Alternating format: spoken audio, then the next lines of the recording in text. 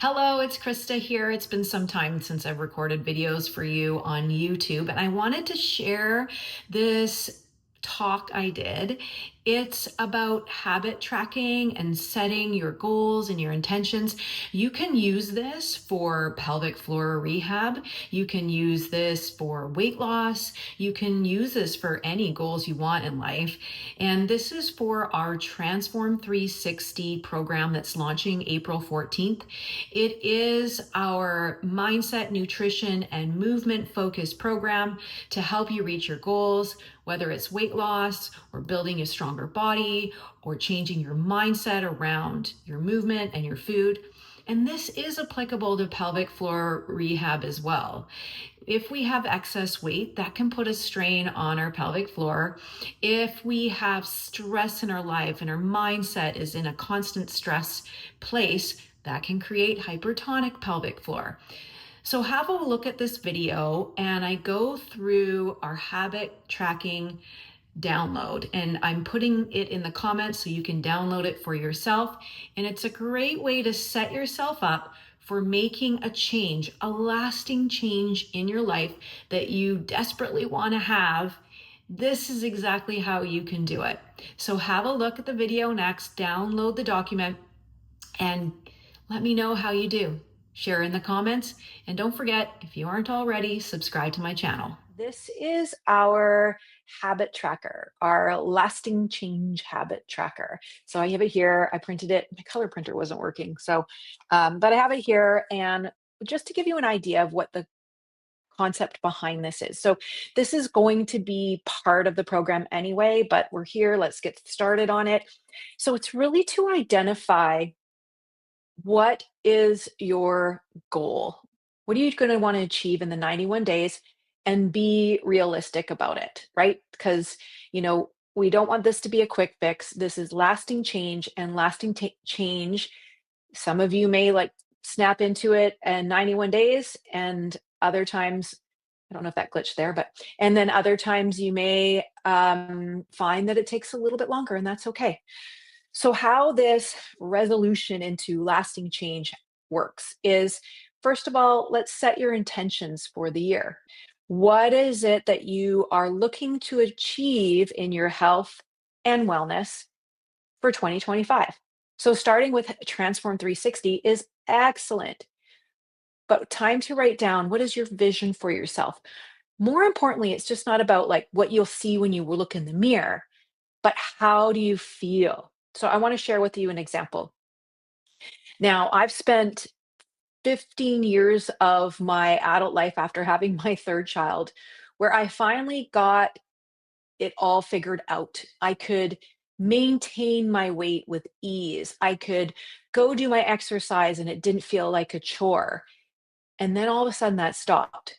So oftentimes I let myself have a little more fun in the summers and have a little more fun over Christmas break, but I knew that I could dial it back in and go right back to where I was. That didn't work. It stopped working. And I was lost and I didn't feel good and I didn't know what to do.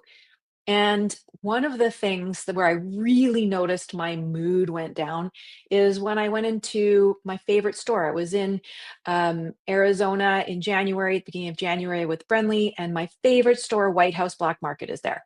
I love that store. We don't have clothes like that here. And I walked in and my shoulders were slumped, and I really didn't want to try a single thing on because that feeling I had before where I felt confident walking in and trying on things, you know, it was gone and I didn't know how to get it back.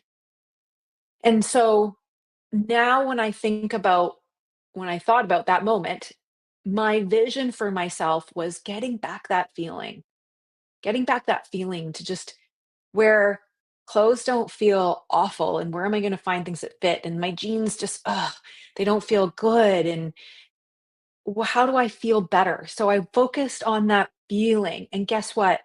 I went into a store the other day and it felt so good. It felt so good to be in that place where I didn't hesitate. I'm like, I'll try that. I'll try that. I'll try that. I had to actually dial myself in and go, whoa, I'm on a budget. right? So that's me.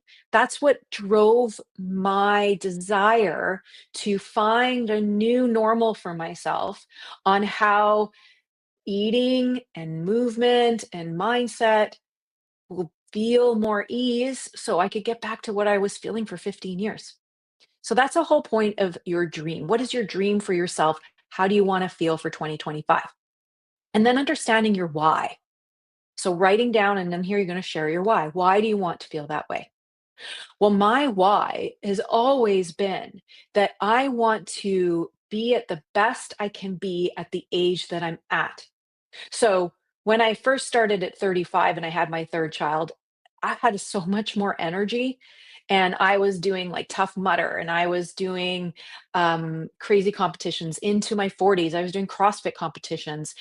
And that's great. But then eventually I noticed things changed, and that's okay. So instead of running half marathons, I use running as more of an enjoyment. And so my exercise shifted for my age and stage of life right now. But I don't feel less than when I was in my 30s and 40s. I feel the best that I've ever felt, and I'm 50, almost 51. So that's my why.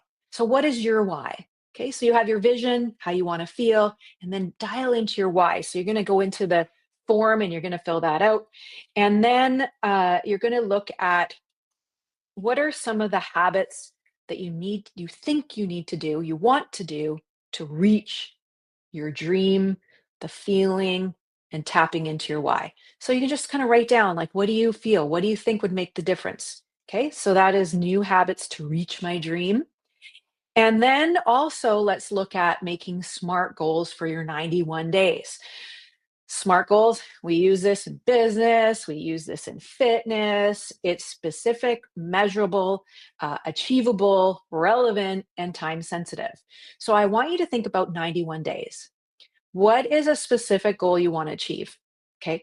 Now, I encourage you to maybe move away from a number on a scale, because a number on a scale is really not the definitive goal, because it also comes down to body composition, muscle versus visceral fat. Um, you can weigh yourself on day 91 and maybe you're bloated a little bit, or maybe you haven't had a bowel movement. That could be a pound, right? So I encourage you more to be specific on what your goal is in 91 days, more from that feeling aspect, or more from like how your clothes feel, or take measurements, right? So take measurements and go, I want to just see a reduction in my measurements. So that's a specific goal. Measurable, meaning like, can you see the start and finish? So I'm going to use the example of, let's measure my thigh. Okay. So it's measurable because I'm measuring my thigh now, and I'm measuring my thigh in 91 days so I can see a change. And is it achievable? So when you're making choices on your goal, is it achievable to see a reduction in your thigh? Now, here's a little thing. Weight comes off not the way we want, right? For me, the thighs are the last place it's going to come off.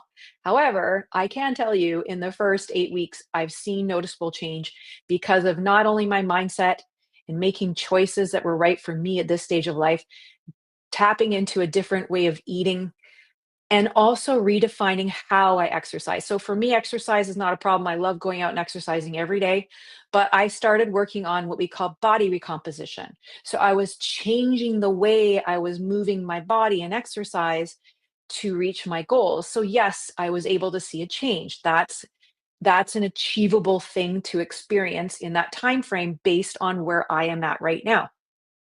You could just say, maybe I want to improve my strength. But remember, muscles take 6 to 8 weeks to start to increase strength, to start to make a change. It takes 1 to 2 weeks to go backwards, 6 to 8 weeks to go forwards. But once you get into the cycle of forward and you kind of go back a week or two on a vacation, they rebound so much faster.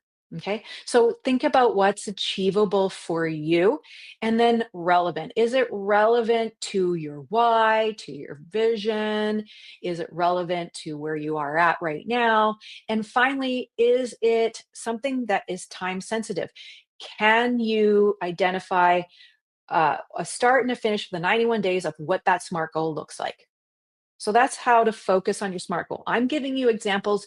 Use them as a guide. It might sound similar for you, or you might get an idea for yourself out of that. So then the next thing you're going to do, and I want you to do this for a week, a solid week for sure. Okay. I want you to start to track your habits. Now, this isn't about getting down on yourself. Okay. I want you to be very honest with yourself. What are your habits? For example, let's say you go and you're like, I just really want to grab a bag of chips, or I want that glass of wine. Okay. You write that down. I had wine, but why did you have wine? Identify why you grab that glass of wine at the end of the day. Is it just a comfort food? Is it you were stressed? What is the reason why? Same with if you're already are exercising, but you're kind of yo-yo exerciser and you wake up and you had full intentions of going exercise to do your workout and then you didn't. Okay, write that down. That's okay. And identify why. Because if we understand our habits that are holding us back, then we understand what we can do to shift to more positive. So, what I mean by that is we identify the negative habit. And this is something that I read back in like 2015 or 16, a book called Breaking the Habit of Being Yourself. It's about quantum physics around the science of our energy and the power of our mind and meditation.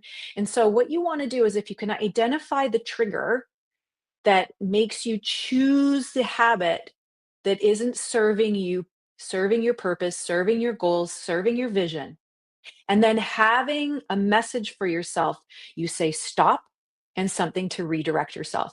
So, for example, let's take your end of the day. You have the habit of having a glass of wine. You use it for stress release, you use it as comfort. So, you don't want to have that wine. Great. You say stop and then you have a plan. What is that plan? Your plan might be I'm going to go out for a 15-minute walk. Or maybe I'm going to have this is my trick.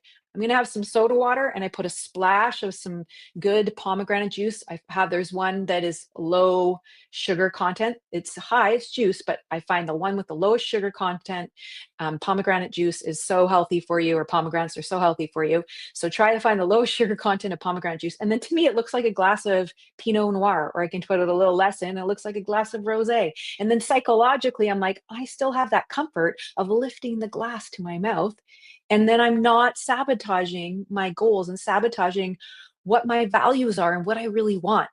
Okay, so that's the point of tracking these habits. Again, it's not to get down on yourself, it's to identify the places that need to make a change and then deciding what are you going to replace that with, and then working on telling yourself to stop and then making that change. So that's track that for a week. So that's the whole goal behind the transform your resolution into lasting change. So this I made, and it's from our Freedom to Live Better course. And I took it from the concept from there.